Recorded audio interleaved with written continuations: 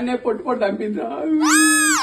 అరే నా కోసం ఒక్క పని చేసి పెట్టరా. ఊళ్ళోకి పోయి ఎవరైనా గుడ్డిపోయిన అట్టి చేపలకు ఉన్నాను ఏమనరా.